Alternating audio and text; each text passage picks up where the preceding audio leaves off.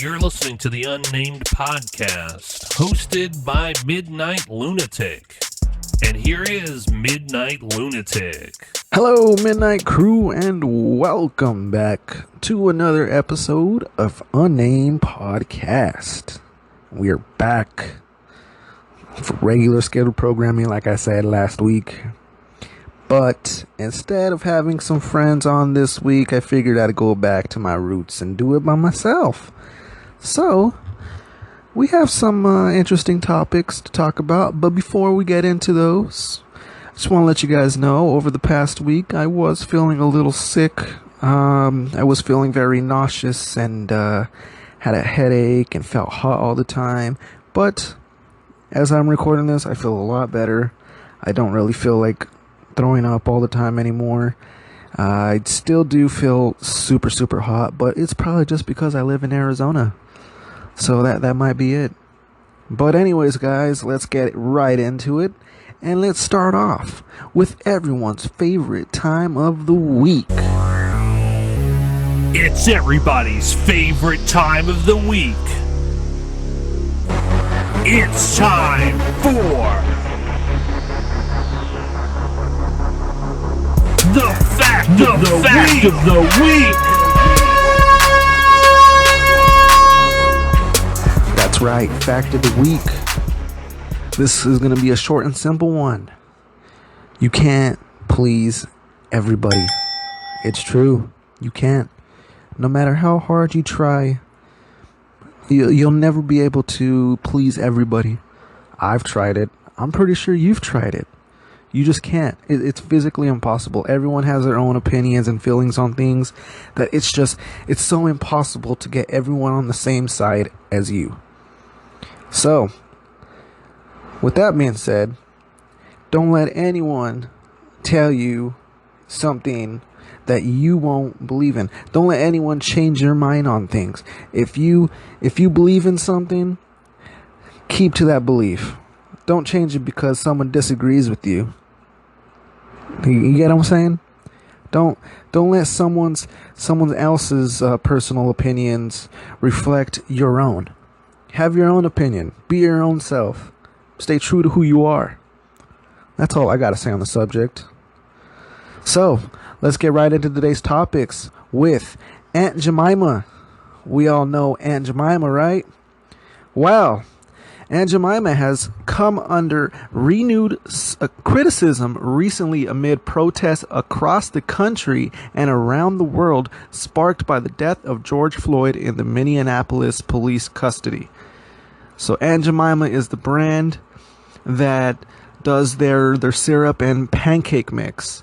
Well, they are going to change the name, remove the image, and Quaker says that it is based on a racial stereotype. So people on social media called out the brand for continuing to use the image and discussed its racial history. And it trended on Twitter. It was trending.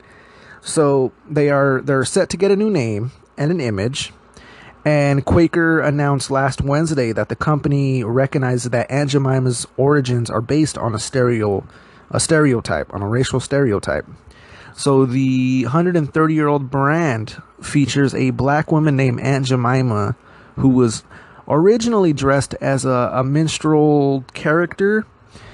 Well, the vice president and chief marketing officer said that the company has worked to update the brand to be appropriate and respectful, but it is realized that the change was insufficient. So when they changed the character, they thought it was appropriate and respectful, but as it turns out, nowadays people think it's racial profiling. So now they have to go back and change it all over again. So hours after the Aunt Jemima announcement, Mars Inc., which owns the Uncle Ben's, you guys heard of Uncle Ben's, right? It's the rice that features a black man on its packaging. So it's had similar criticism as racist. announced that now is the time to evolve the Uncle Brand's brand. This is what the company said, that it is now time to evolve the brand. So the company also states that, it acts in quotes, "We don't know yet what the exact changes or timing will be, but we are evaluating all possibilities." So the company is looking into rebranding. They don't know if they're going to do the same as Quakers with renaming it and giving it a new face, or if they're going to keep the name Uncle Ben's and change it into something else. So they're still trying to fix some stuff there, but we'll see what goes on there. Quaker did say that the new packaging will begin to appear in the fall, and that the new name will be announced later throughout the year. I'm guessing. So I guess we'll see in the fall time a new look to the Quakers Aunt Jemima. You know, I'm kind of sad to see it go. I like Aunt Jemima. I don't know about you guys, but I enjoy Aunt Jemima. The syrup is good. The pancake mix I've never actually had before, and I just realized that yesterday when I was checking my cabinets. I do have a box of Aunt Jemima pancakes mix. So I might experiment with that and see how it is. But yeah, it looks like the company will get a new look and a new name. So we'll figure out what's going to happen with that later on. So back to politicals, man. I try to stay away from it, but I just always see myself coming back to it. So another officer is now arrested. So Louisville police is firing Officer Brent Hankinson after being involved in the Breonna Taylor shooting. If you guys remember that from a couple months back, Breonna Taylor, which was 26 at the time, was shot at least 8 times and died in her hallway after officers returned gunfire from Taylor's boyfriend. Kenneth Walker was his name. Walker said that he fired one shot as police entered, hitting the officer in the leg because he thought they were intruders. So the police were at Taylor's apartment at a no-knock warrant signed by Circuit Judge Mary Shaw in connection with a narcotics investigation. The department's officials said that officers knocked and announced their presence, but attorneys and neighbors disagree.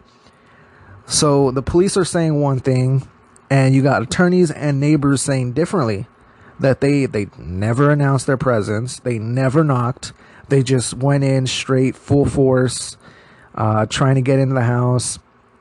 Breonna's boyfriend thought that they were intruders, and so he got his gun and started shooting at them and clipped one of the officers in the leg. Louisville Metro Police is initiating termination of Officer Brent Hankinson, one of the 3 officers to fire weapons at Breonna Taylor's apartment, which resulted in her death. So she was shot in her apartment March 13th without their warrant. I mean, this is happening everywhere. I mean, 8 times. Imagine being shot 8 times while you're trying to sleep, you know? Like, imagine just laying down in your bed and you start hearing shots, and then you see police come in and they shoot you 8 times. Like, that's stupid. That's unheard of. Hankinson is accused of violating departmental policies on adherence to rules and regulations and use of a deadly weapon. So Hankinson was previously disciplined for reckless conduct in early 2019. So he was disciplined for reckless, behavior in the past. So this isn't the first time that, something like this happened with him. The other 2 officers who fired their weapons as well have been placed on an administrative reassignment. So I'm not necessarily understanding on what that means. Maybe you guys have a better understanding on what that means. I don't really know what that means. It does report here that Hankinson in recent weeks has also been accused of sexual assault by multiple women in viral social media posts. The allegations are similar, saying that he offered intoxicated women a ride home from the bars before sexually assaulting them. This guy sounds like a monster if you ask me. I mean, he's a police officer, right? Imagine being one of those girls, right? Enjoying your night, you're at a bar, you're drinking, have a good time. Officer comes up, hey, you need a ride? Yeah, I could use a ride, thanks. Gets in, and you get sexually assaulted. I mean, this officer he's reckless. I'm hoping that they do something with this officer as well as the other two officers, because this is just like the George Floyd incident where all the officers involved got in trouble. So if I don't see anything happening with these officers, people are going to go crazy over it. I'm not going to go crazy because, that's just not me. I'm not going to get political in this, but a lot of people are already starting to go crazy about this. They're starting protests over this. So we'll see what happens. The FBI Civil Rights Division, based in Washington, D.C., is working with the Louisville field office on the case. The division can bring charges under civil rights statutes, including deprivation of rights, which makes it a crime for anyone acting on behalf of the law to deprive someone of their constitutional rights. So if convicted, the individual could face life in prison or a death sentence. So if the FBI comes in and they say that this officer did deprive, Brianna and her boyfriend of their rights, which it looks like it's heading that way, he could be spending life in prison or even possibly a death sentence, depending on the situation, I guess. I mean, we're probably not going to see a death sentence. We probably won't even see life in prison. We'll probably see 10 years, maybe, max. It's ridiculous. The Louisville banned no-knock search warrants with accordance called Brianna's Law. So no-knock warrants do not mean that officers don't announce their presence, but rather that they identify themselves as police only after gaining entrance. So it looks like instead of saying, hey, this is police, they could say they're the police after they gain entrance. I don't like that. I don't really like that. But I get it. If you're trying to go into like a drug raid, you're trying to bust someone using drugs and stuff, narcotics and stuff, you wouldn't want to announce at the door that you're police. You'd want to announce after you break down that door. So I understand where they're coming from, but at the same time, like in a case like this, I don't know, breaking down a door for like someone that's innocent, they would have to make sure it's the right house, I guess. But yeah, we'll see what happens with this case. I'm hoping for justice. The officers, as of right now, they're still being under investigation, so really nothing has happened. But we're gonna see as time comes and see if anything happens with that. So enough about politics. There is some topics which don't really have a lot of information to them, but I feel like they are appropriate to talk about. So let me introduce you to a segment I like to call Quick Topics. So, first one, Disneyland is set to reopen its doors on July 17th. Yes, July 17th, you heard it right. Disneyland reopens its doors. Yes. And the problem with this is that Disneyland employees say that reopening is too soon. I would say it is too. I mean, Disneyland is a big park that gets thousands of people every single day. Imagine having thousands of people in one park at one time. That's going to create more work for Disneyland workers because they're going to have to wipe down every ride after everyone uses it, which means lines are going to grow longer than they already are. The wait times are going to be ridiculously long. People are going to get irritated. I say it's too soon for this. I am going to have to agree with the employees and say it is way too soon to reopen the doors at Disneyland. But you know how Disney is. They want their money. They think it's a good time. They say, hey, everything's reopened. Might as well reopen our parks too, right? So July 17th, if you're going to plan a vacation at the end of the summer for, your little vacation, all I got to say is be safe. Be safe, be cautious, and just try to have fun as best as you can while staying safe. Next topic. WWE confirms a developmental talent has tested positive for COVID-19. This is a big one. I'm a big fan of WWE. Not as much anymore. I used to be a bigger fan back in the day when it used to be good. But now I don't know. It's gone downhill for me. Everything is too scripted out to the point where it's not enjoyable anymore. Like there's no mystery behind the matches. There's no mystery behind the storylines. There's nothing. It's all scripted. You can tell it's scripted. It's just gone downhill. And it's like that with the majority of the wrestling nowadays, because I see like AEW, which is a new, wrestling company also, and yeah, they're better wrestling wise and storytelling wise, but it's the same thing. It feels too scripted. It feels like they've been practicing that like all week, like to where the point where they're trying to get it too good. You know what I'm saying? And so I don't know. But this one's crazy though. They don't necessarily say who that person is. It could be, from anyone, from a wrestler to someone backstage.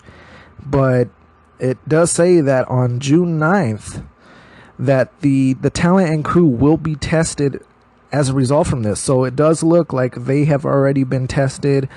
So far, no one else has shown any symptoms, and WWE's schedule will continue as planned following the confirmation of the test results.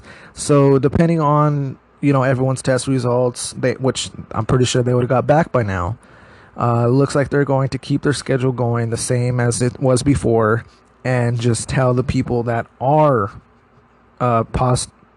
positive for the COVID-19 to take a leave of absence, I'm guessing. So yeah, there's that one. Next one, EA announces a new Skate game. So if you guys are a fan of the Skate franchise, there is the making of a fourth Skate, and it was confirmed by EA themselves. I've never played Skate before. I've seen people play Skate. It looks fun, but at the same time, I'm not a real big fan of skating. I've never really been a big fan of it. I've owned skateboards before. I've tried skating, and I always just fall off. And I know what you guys are thinking. Skating is 90% falling off. The other 10% of it is actually riding. But at the same time, it's like, I can't even, ride it, is what I'm saying. I can't get on the board without, falling off, losing my balance. I've tried it. I think you have to be skinny to skate, because have you ever seen a fat person skate? I've never have. I've only seen skinny people. Maybe it's just a weight thing, Maybe you just put too much weight and then the board goes crazy. It's like, whoa, what are you doing? I don't know. But the last installment of the franchise was back in 2010. So it's been a whole decade.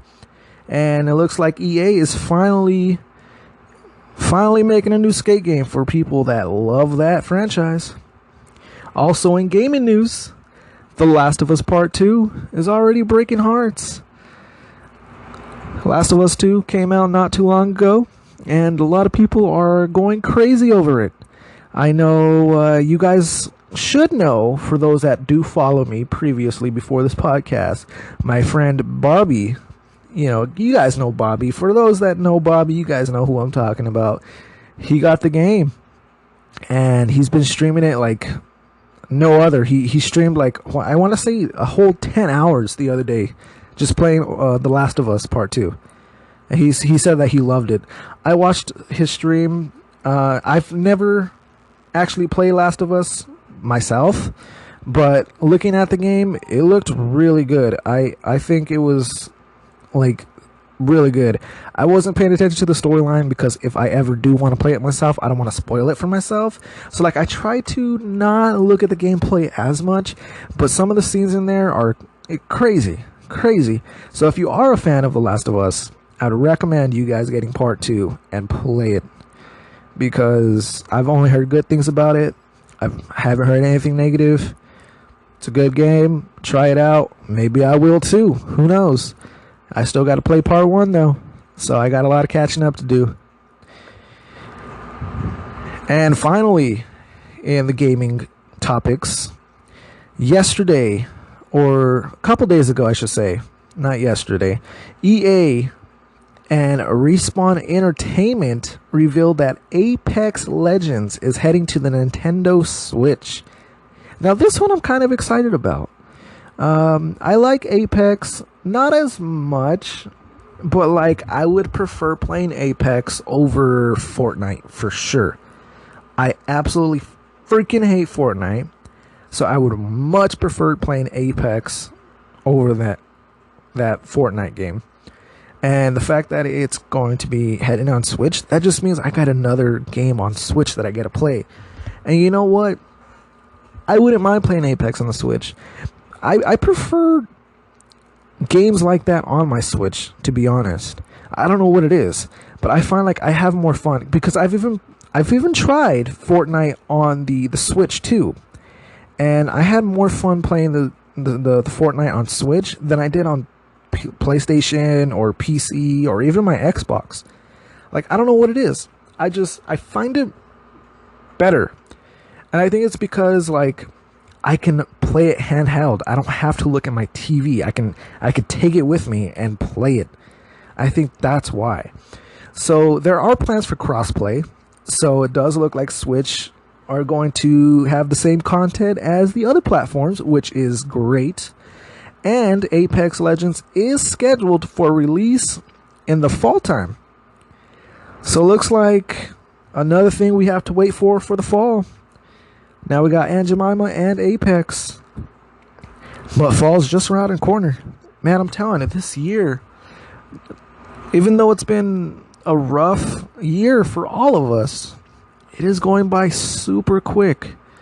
Super quick. We're already halfway done through the year. Almost 7 months into this. And it's just going by quick.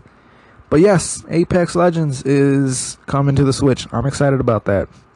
And lastly, for our quick topics, this one kind of saddens me. If you guys ever heard of the show That 70s Show, that's one of my top shows. The actor Danny Masterson is charged with raping 3 women. So if you don't know who Danny Masterson is, he is known for his roles in That 70s Show and the Netflix special The Ranch. He plays the character Hyde. Truly one of my favorites on That 70s Show. He's hilarious. But he has been charged with raping 3 women at his home between 2001 and 2003. I don't understand this, but he has been under investigation for 3 years for allegedly raping 3 women in the early 2000s. He is facing up to 45 years in prison if convicted. So if all these reports of him raping these girls are true, he could be facing up to 45 years in prison. And 45 years at this point is going to mean he's going to be in there for the rest of his life. That's crazy because I looked up to that guy. You know, like I said, he was one of my favorites in That 70s Show. And I've seen episodes of The Ranch. I believe I got like halfway through it. And he's a good actor. He's a really good actor. And it upsets me that if these are true, it upsets me that happened. You know, because he plays a character in That 70s Show that like is against that kind of stuff. So it just shows that even if you play a character, that doesn't define who you are in real life. And it upsets me. And I saw a meme about it. It said that Hyde would be so upset with Danny Masterson. I think Hyde would kick his ass. And I thought it was funny because if you don't know the character Hyde, it won't be funny to you because you won't know the character. But I just thought it was funny because it's true. Like, Hyde would kick his ass, like it's talking about the same person. Danny Masterson plays Hyde, but like still, it you know what I mean. It's funny. But yeah, it's crazy to see that. I'm hoping that those allegations are false, but there were rumors a couple months back that I did hear from this, so it could possibly be true, which it saddens me. But hey, there's nothing I can really do about it. The past is the past, and if it's true, then that's another one gone for the books there. Well, we have come to the end of the podcast, and we are going to end it with our final topic, and that is going to be some local news. So I don't know how it is in your city, but in mine, they just announced that they're enforcing a strict face mask requirement in public. So I'm talking like stores, pharmacies, bars, restaurants, gyms, public transportation. You have to wear a mask. It is required now that everyone that goes out in public is to wear a mask. And even employees who interact with people are required to wear a mask, which I think should have been the case the entire time.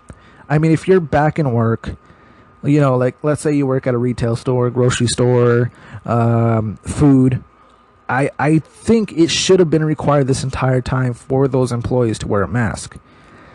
And while they're enforcing this, they are still wanting to practice social distancing. So even though you have your mask on, of course, you still need to practice your social distancing and stay, 6 feet apart. And, for me personally, I don't think this is a big deal for me. I own a mask that I enjoy wearing. I like the look of it. I like the feel of it. And so I'm okay with wearing my mask. If people that don't have a mask, I'm pretty sure you're going to have to buy one, or if your job is like mine, they will supply you one. So maybe ask your job, if you're back at work, if they can supply you with a mask, or go out and buy one that you would enjoy wearing and that's going to make you comfortable. So I'm not sure if this is just happening in my city, in just like Arizona, because a lot of cities in Arizona too are, enforcing this. So it might just be like an Arizona thing because our cases are just so spike high right now. But let me know if your city is doing this as well, or if you're still under lockdown. Let me know. I want to hear about it. What are your guys' feelings on this? If your state's going through this, what are your feelings? If your state's not going through this, should it be? If you're still in lockdown, let me know. Where are you guys from? What are your feelings on everything going on? For me, face masks are good. A lot of people disagree. They think that it's just a way of face mask marketing for the prices of masks and everything to go up, and face masks are going to make a fortune off of all these masks. But at the same time, let's say you buy a mask for $20. Is $20 really worth your life? Like this virus we've seen it. It can kill you. So I'd rather spend $20, save my life, than going into the hospital feeling sick and paying thousands. That's just me. You guys have your own opinions, but that's just me. That's how I feel. But anyways, guys, that is it for this week's episode. Hope you guys enjoyed. Let's have a discussion about this, guys. Let's have a discussion. Just let me know what your feelings are. And feeling better, so that's good. Not too much going on this week in my life. I spending some time with my dog Sam. If you guys don't already know, my dog. She's a pain now. She's truly a pain. I figured out that she enjoys lasers, like the laser pointer, and she's like super addicted to it, and that's pretty much all she ever wants to do now. And let me tell you something, it's a pain, because if she's not playing with it, she's crying for it. So it's one of those things where it's like you either give her the laser or you have to sit there and listen to her cry the entire time. So yeah, but I love her. Also, happy Father's Day to every father out there, whether it is an actual baby or a fur baby. Happy Father's Day to myself, I guess. I'm a doggy daddy now, so I guess it implies to me too, I guess, if you're that kind of person. But anyways, guys, Midnight Lunatic signing out for this week. I will see you guys next week in the next episode, and I think I might have a guest coming on next week's show if things go to plan. Don't hold me to it. I'm not making any promises, but if things go as planned, you'll be hearing a new voice on the podcast. So, with that being said, I'm out. I love you guys. Stay safe. Thank you all for listening, and I'll see you next week. Bye bye.